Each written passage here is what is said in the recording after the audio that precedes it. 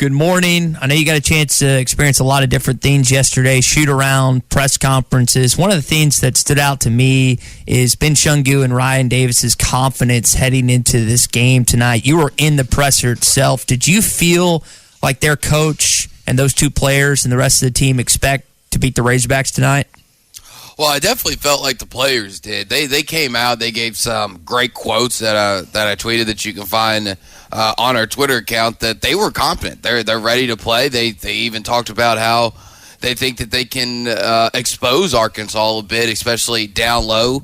Ryan Davis saying that he doesn't believe that Arkansas has the size down low to really keep up with them. They think that they can control the perimeter, that they can shoot the three ball at a high rate like they've been doing all season, and they're very confident. Now, Coach Becker, on the other hand, he was more of a coach speak of it's going to be we're going to have to play really, really well to get the upset. Arkansas is one of the best teams in the country. He hit more of the bullet points that you expect. Yeah. The players, on the other hand, I wouldn't say cocky, but they're definitely confident. Yeah, so he wasn't using the thumbtacks for the bulletin board, is what you're saying. No, he was not. He sounds like Coach Mike Krzyzewski. It's weird to my roommate. I'm sitting next to him listening to the audio. He's like, why are you listening to Coach K's presser? I was like, nope, that's the Vermont head coach. You got a chance also to experience shoot-around yesterday. Any guy in particular standing out, knocking down his shots? I know it's a lot different from a game, but they're still trying to get used to KeyBank Center.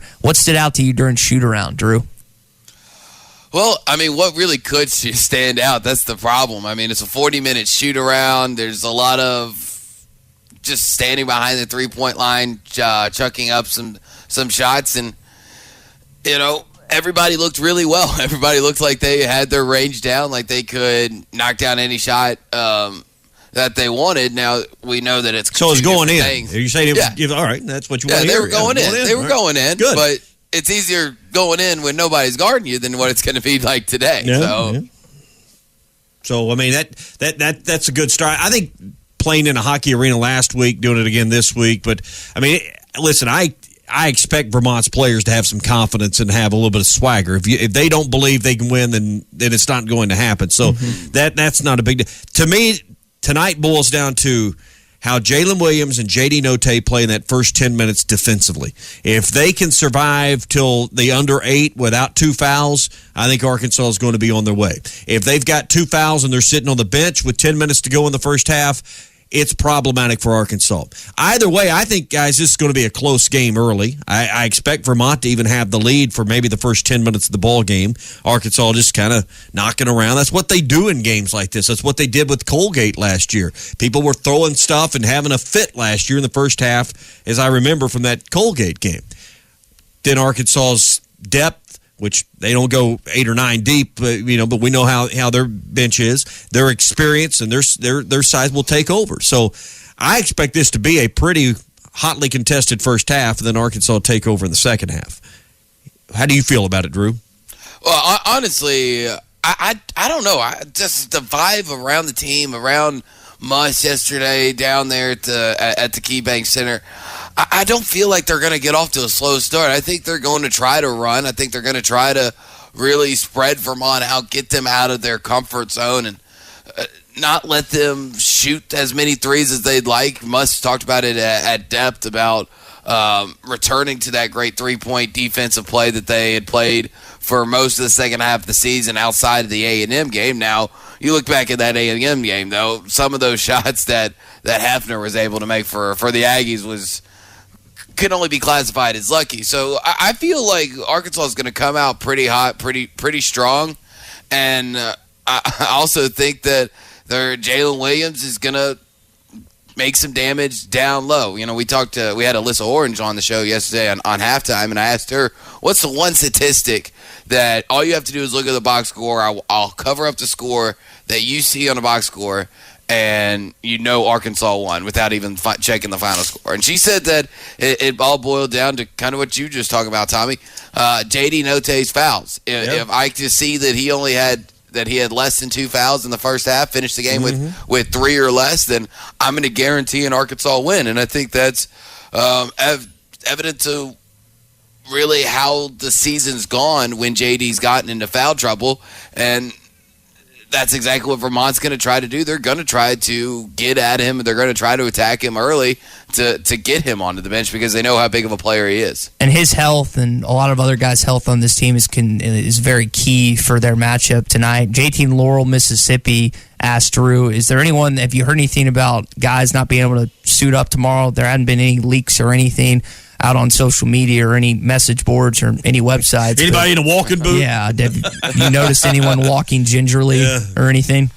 I saw a Vermont player in a boot yesterday, but that is the only boot that was at KeyBank Center. So nothing to report here of anybody not being able to suit up, not being 100%. It seems like everybody is geared up, ready to go, and feeling great. Yeah. Well, our own Ty Richardson's questionable for the game tonight. His ankle's still tender. It's not it is better. The ice. Yeah, I'll put you in a walking boot. I heard he missed basketball last night. Yeah, it was frustrating that I won't probably 2 weeks keep me out, but the ice has definitely helped in that regard. Walking boot. You need a walking boot. Niagara Falls, Drew, I know the team got a chance to experience it. I've had a handful of other Arkansas fans and Morning Rush listeners that have sent me pictures. Are you going to get a chance to go maybe tomorrow, or what is that maybe making its way to the itinerary? Yeah, Niagara Falls is going to be tomorrow. Now, from everybody that went today with the team that I talked to, they said they had a great time, that it looked like Niagara Falls, but all the locals, they've asked me about it, and I was like, yeah, I think I'm going to go on Friday. Like, you bring a passport? And I said, no, it's a hole's a hole, right? If I can see the hole on one side of the border, I can see it on the other. And they say, goodness gracious, no, you got to go to the Canadian side. That's where the fun stuff is. And, if you have a passport? I do not. Yeah. So if the missus, the girlfriend was with me, I'm sure we would have gotten one and had gone and done all the romantic stuff that you do at Niagara Falls. But I feel like for me, I'm going to spend a 20-minute Uber out there from Allentown, Buffalo, look at it for 5 seconds, go, that's a hole with the fall, and then get back in the Uber. But it's something I feel like you got to do while you're up here. Well, that's good information, but I've not been there. My wife went there years ago, long before I met her, and I do have a passport, but I would not have thought to take my passport with me to Buffalo. Now, if I was going maybe out of research, it takes months to get one, so you couldn't have got one. But I'm surprised they don't have something that you can temporarily go tour the falls, but I guess that's the way it is right now. So but you can't go to Buffalo, New York, and not go to Niagara Falls. Exactly. That's why I'm going. That's just part of the deal. So it's like going to a Razorback game and not calling the Hogs. You can't do it. I've been to Garvin Gardens in Hot Springs. Does that count as a waterfall? It is very nice in Hot Springs, but it's not quite the same. Not the same. It's close, but it's not quite the same as Niagara Falls, I'm sure. It's beautiful. Now I've gotten texts from Morning Rush listeners, Drew, that have been to already 3 different wing places. What is on the food agenda today? Are you switching it up? Are you going back to wings at Anchor Bar? Are you going somewhere else? What's getting eaten tonight or today?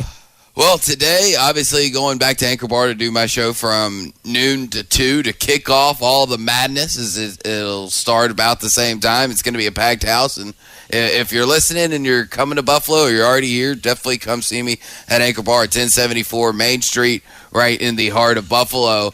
So got to have a green beer today. Yeah, I'm going to definitely have a green beer before I leave the Anchor Bar, and just one. So I promise, just one time. Don't have to worry about me or anything like that. But it's hard to get away from wings. Even last night, went out with a few other guys, fellow members of the Arkansas media, and instead of wings, I got tenders, but in the same sauce. So it's kind of the only option around here. I was talking to my brother yesterday, and he jokingly said, "You're not going to eat anything green this week, are you?" And I said, "Does celery count?" Yeah. And he said no. So it's going to be much of the same. If it goes down green, it'll come back up green. So, just don't drink too many green beers. So it could get ugly. All right, so long day now. We've started the day. The Hogs got like 14 hours till they tip it off tonight. So, but it's a fun day. I would imagine Muss and the team, they'll sleep in, they'll lounge around, they'll do a walkthrough in the ballroom, they'll do what they got to do. But it's a long day of waiting to play basketball tonight. Oh, it definitely is. When you're the last game of the night and We know how that can go, especially if UConn and New Mexico State, heaven forbid, go late. I mean, we could be talking about closer to a 10 o'clock Eastern time tip-off. So it's when you play the late game, I think it's one of those things of how do you keep everybody focused, how do you keep everybody locked in, but also how do you do that and keep them loose? Because there's a real fine line of staying loose all day and staying locked in and then staying tight and overthinking. You've got to figure out things for these guys to do, figure out ways for them to, one, enjoy themselves, because that's what Muss talked about. That's why they went to Niagara Falls yesterday, is because while every team's locked in, and of course they're locked in, these are student athletes, and he wanted them to have life experiences. So I'm sure they'll do something maybe early for lunch or something, and then kind of go back to the hotel and relax, and then start going through the walkthrough, kind of like timetable is whether they were playing it at like a 2:30, kind of reset the day type of thing is kind of my feelings about it, because it's going to be such a long day. Yeah. All right, all of our coverage of the tournament in Buffalo, New York, and the Hogs on the road to the Final Four, presented by Oaklawn Racing Casino Resort Sportsbook, Big Red Stores in Central Arkansas with Big Red Rewards, and by the Arkansas Scholarship Lottery. All right, 16 games today, guys, starting at 11:15 this morning with Michigan and Colorado State. Besides the Arkansas game, is there a game you look at and you say, that's the one that's going to be the best game of the day, or this is the one I want to watch the most? Because you've got some 1 seeds playing with Baylor playing Norfolk State, Kentucky, 2 seeds, a 18-point favorite over someone named St. Peter's. Hope they say their prayers today. Let's see, and also Kansas plays tonight against Texas Southern. Any game in the 16-game lineup besides the Razorback game that stands out to either of you guys? Well, I know where Drew's going.